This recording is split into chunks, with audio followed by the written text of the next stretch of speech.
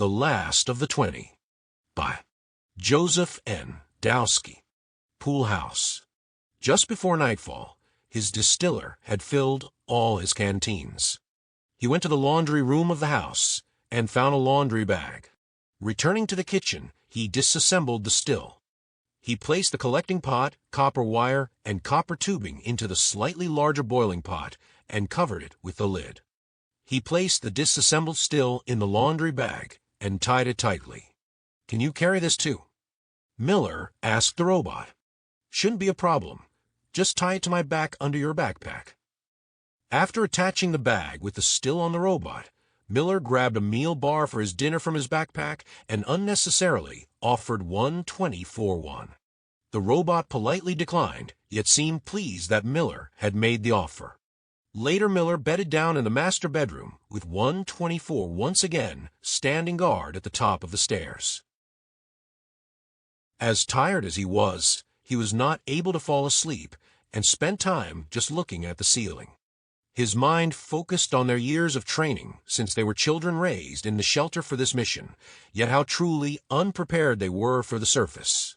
The scientists in his shelter that developed them did not realize how much the world had actually changed. They had known about the mutants, yet expected their shortened lifespans would have caused them to die out by the time his team was sent out. They thought wild animals not affected by the virus were going to be the only danger they would need to deal with. What the specialist men and women of his shelter did not foresee was that the mutants would still breed and actually increase their population over time. They were also unaware of how much the virus would continue to mutate and affect some of the animal life. The Zacharys and the cronies were completely unknown. There is also the mole men and the family members that Miller is now aware of, yet still had not encountered. He thought of what other types of creatures had arisen in this post-apocalyptic world that the specialists did not predict developing. He did not have any confidence that he will be able to hook up with another reclaims group. He wondered why any other reclaims group would survive any better than his team had. If what Harry had told him was true, Reclaims Group 3 would not have only had to confront the prune faces, but the mole men too. He started to question his mission.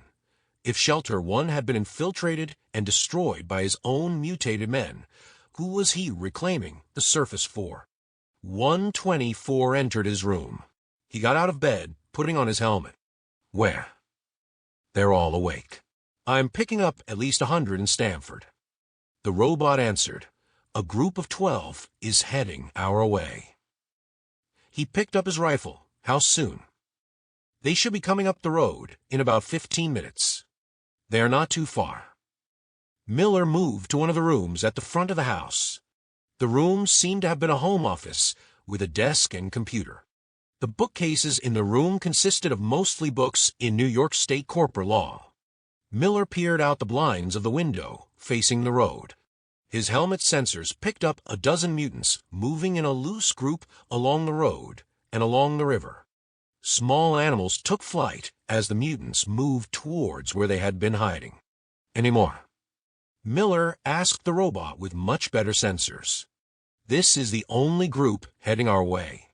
The others seem to be staying in Stamford." "Can you take out this many?" the robot asked. "I'd rather not have to try.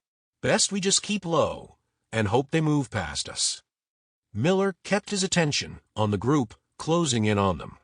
They are scaring away any prey as they move. These mutants seem more gone than the ones I ran into in the New York area. Perhaps they are not hunting. 124 suggested. Miller, still tracking the mutants, replied, not looking at the robot. "Why venture this way if they aren't hunting? They must be hunting." Miller could finally see the leading mutants of the group coming up the road. They seemed to be continuing to move north, yet for some reason stopped on the road just in front of the house they were in. "Damn. Why are they stopping?" 124 whispered. "Hell if I know. They already scared off most of the animals that were in this area." The main group caught up to the lead mutants on the street and huddled just below Miller. The mutants seemed to be arguing. They clearly had no leader, no one like Kim. These mutants seemed extremely disorganized. Some began shoving and pushing each other as they got louder. Miller realized they were not speaking English. "Can you hear them?" he whispered to 124. "Easily." "Do you understand them?" "It is a mesh of languages. I am picking up some English Ebonics, Spanish, and Polish, along with some Chinese, Korean, Portuguese, and a lot of meaningless animal-like grunts. It is indecipherable." The robot explained, "I am not sure that they even understand each other." That could explain the pushing and shoving along with the anger and frustration in their voices. Miller hypothesized. The mutants stopped fighting and began walking towards a house. As they moved around and passed the house, Miller moved quietly from room to room to keep an eye on them. At the back of the house, the mutants stopped. In the back was an in-ground private pool filled with stale water, decaying leaves, and branches. To the left of the pool was a pool house with an outdoor kitchen. This lawyer did well. Miller said to himself. The mutants loosely lined up facing the house. They became very quiet. The fighting and arguing between them was somehow resolved. In silence, they stood in a semi-curved line. "Why are they just standing there?" the robot whispered. "Scan the park and river behind us." Miller started to think he knew what they were doing. "The animals they chased off are beginning to return." 124 reported. "I think they plan to move to corral the animals against the river. It explains the semicircle line they have formed. They are not as far gone as I thought they were." Miller explained to the machine. "So they're just waiting now for the animals to return?" asked the robot. "It seems so." It was at that moment a loud sound came from the pool house behind the outside kitchen.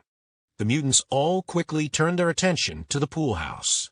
Something was in the small building.